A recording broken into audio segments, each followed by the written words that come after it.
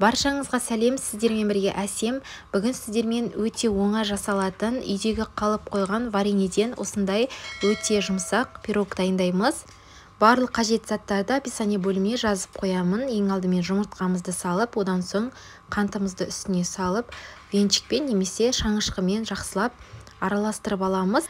Жұмыртқа мен қантымыз жақсы бір-біріне біріккеннен кейін оның үстіне бөлме температурасындағы сары майымызды салып, шаңышқының көмегімен тағы да біркелкетіп араластырып аламыз. Мен венчикпен араластырмадым, себебі венчикпен өзіме ыңғайсыз болғандықтан мен бірден шаңышқымен араластырып алдым.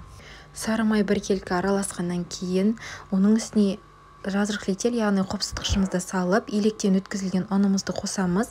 Міндетті түрде ұнымыз електен өткізілген жөн. Одан соң жақсылап саусақтың ұшымен ала отырып, өте жұмсақ қамыр илейміз. Бастапқыда біздің қамырымыз қолға жабысқыш қамыр болып келеді.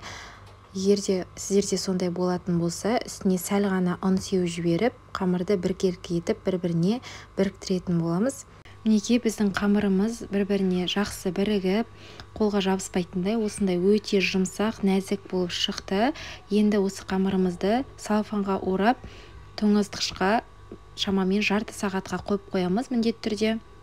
Жарты сағат өткеннен кейін бірден алып, осылай екі бөлікке бөліп аламыз. Біреуін үлкен, біреуін кішкене етіп дөңгелекше етіп аламыз. Үлкен бөлігін астыңғы бөлігіне орналастыратын боламыз. Менің формамның диаметрі 24 сантиметр. Келесі үстіңгі бөлігін осылай оқтаудың көмегімен жайып, бірден осындай ұзынша етіп кесіп шығамыз. Бетіне әдемілігі үшін салатын боламыз. Осылай тестамыздың астын шаңышқымен басып шығамыз. Енді ортасына салмасын саламыз. Салмасына менде өрік вареньесі. Осындай кішкене қоюлы болғаны жақсы. Егер сұйық болатын болса, тестаның сыртына шығып, ағып кетуі мүмкін. Кішкене сәл ғана қою болғаны жақсы болады.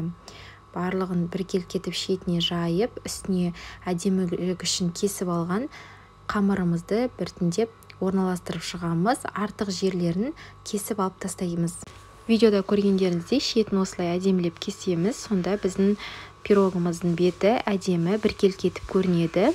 Барлығын орналастырып болғаннан кейін бетіне жұмыртқаның сарысын жағамыз. Бетіне жұмыртқаның сарысын жаққан өте әдемі көрсететін болады біздің пирогымызды. Сол себепті сіздерге де кеңес етемін. Міндетті түрде осы жұмыртқаның сарысын жағып әдемілеуге болады. Енді пирогымызды 180 градуста шамамен 25-30 минутта пісіріп аламыз духовкада. Мінекей біздің өте нәзік, әдемі пирогымыз дайын болды.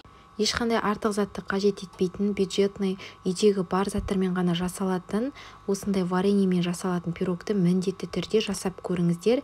Сіздерге міндетті түрде ұнайтынына сенімдімін. Егер рецепт ұнаса, қазақша каналдың дамуына өз үлесіңізді қоса кетіңіз. Астындағы подписаться батырмасын басып, менің каналыма тіркеліп, лайк басып, пікір бөліміне өзіңіздің ойыңызды жаза кетуді ұмытпаңыз.